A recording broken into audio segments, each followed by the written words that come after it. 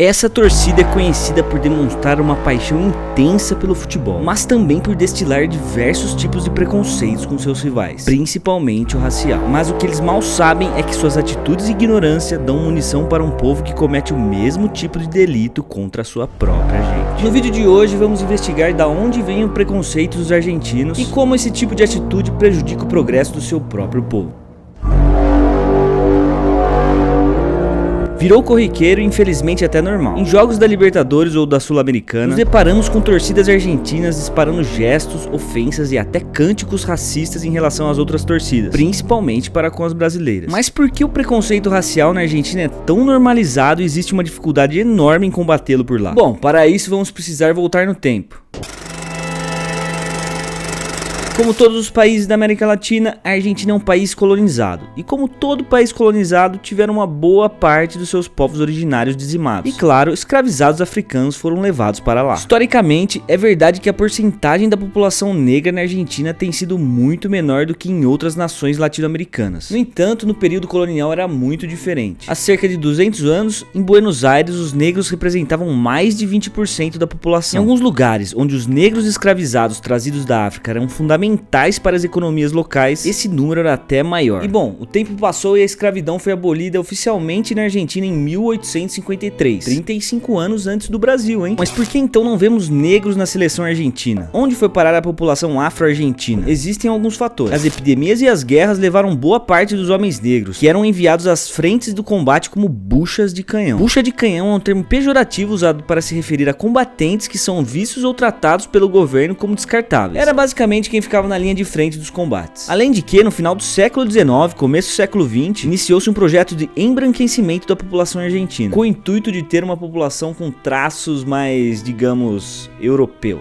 Vale destacar que esse processo de branqueamento da população também aconteceu no Brasil, hein? Mas o Brasil foi mais resistente e conseguiu manter uma diversidade, apesar de todo o preconceito racial que existe aqui também. Mas voltemos para a Argentina. No final do século XIX, os filhos de mulheres negras com homens europeus eram registrados como brancos, independentemente das suas características ou tons de pele. Ou seja, além do extermínio dessa população, foi causado um esquecimento ou até mesmo uma negação que exista negros por lá. Muitos argentinos desconhecem sua ascendência africana ou não se interessam por ela, acreditando serem brancas. Muitas famílias passaram a esconder seus parentes negros e gradualmente foram eliminando os elementos da cultura africana. Outro fato que contribuiu para a má reputação da Argentina foi o acolhimento que o país deu a nazistas fugitivos durante e após a Segunda Guerra Mundial. Com tudo isso, o resultado é uma porcentagem muito baixa de negros na população. Mas e o futebol? Vamos voltar para ele.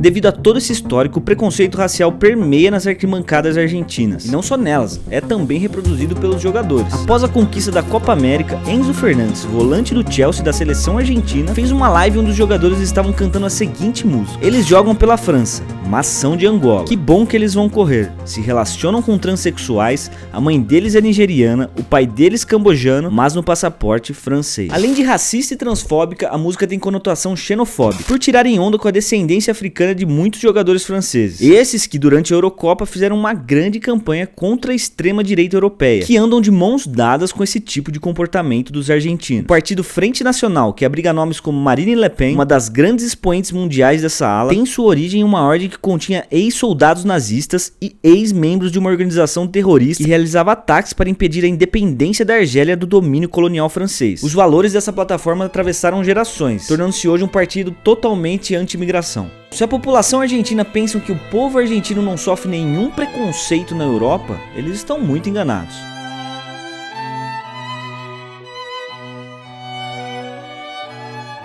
O próprio Maradona, que é um deus no futebol, não só na Argentina, mas no mundo todo, sofreu muito por lá, tanto no Barcelona quanto no Napoli.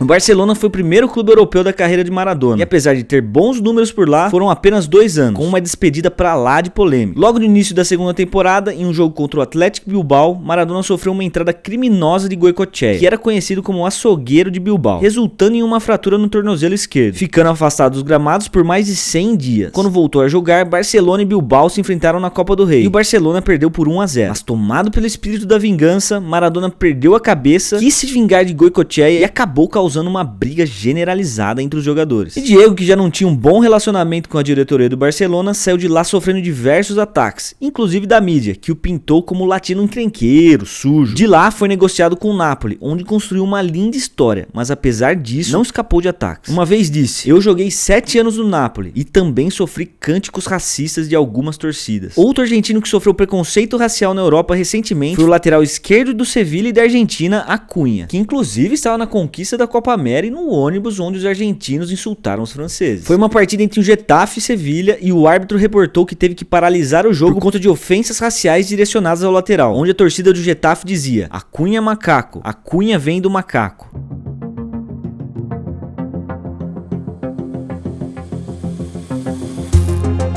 Mas se você acha que a estupidez da Argentina começou agora, vocês estão muito enganados. Em 1978, quando sediaram a Copa do Mundo, os argentinos entoavam nas arquibancadas após avançarem para a final e eliminarem a seleção brasileira. Todos sabem que o Brasil está de luto, são todos negros, são todos gays. Anos depois, em 1996, quando o Brasil e Nigéria disputavam a semifinal da Olimpíada de Atlanta, o jornal argentino Olé estampou em sua capa a manchete: que venham os macacos, referindo-se ao vencedor do confronto, que enfrentaria os argentinos na decisão. Os argentinos pensam em estar isentos de ofensas preconceituosas, mas estão muito longe disso. O ex-presidente da Argentina, Alberto Fernandes, disse uma vez: os mexicanos saíram dos índios, os brasileiros saíram da selva, mas nós, os argentinos, chegamos dos barcos. Eram barcos que vinham da Europa, e assim construímos nossa sociedade. Os argentinos podem até pensar assim, mas será que o resto do mundo também pensa? Como vimos nos exemplos citados acima, acho que não. E como resolver o preconceito racial na Argentina? Não é tão simples, não é algo que se resolve do dia pra noite. Envolve árduos trabalhos de políticas públicas e conscientização. Mas algo que ajudaria muito seria o posicionamento de figuras importantes argentinas, principalmente a de Lionel Messi. Messi, que é um dos maiores da história do futebol, é uma figura importante não só na Argentina, mas também mundial. Tem milhões de seguidores e fãs, mas infelizmente nunca foi capaz de se posicionar. Não se sabe a opinião de Messi sobre nada. Inclusive, Messi ajuda a propagar até o sport washing na Arábia Saudita. O argentino é embaixador do turismo por lá, um país que tem um histórico muito delicado a respeito dos direitos humanos. O atual presidente da Argentina, Javier Milei, inclusive demitiu o subsecretário de esportes da Argentina, que cobrou o posicionamento do Messi após cântico preconceituoso da delegação argentina. A presidência informa que nenhum governo pode dizer o que comentar, o que pensar ou o que fazer à seleção argentina, campeã mundial e bicampeã americana, ou a qualquer outro cidadão. Por isso, Júlio Garro deixa de ser o subsecretário de esportes da nação. O preconceito dos argentinos acaba ferindo sua própria nação mundo afora também, mas parece que estão muito longe de entenderem isso. E se você ficou até aqui, não se esqueça de dar um like, se inscreva no canal que aqui no Futaço tem conteúdo todos os dias, hein? Valeu!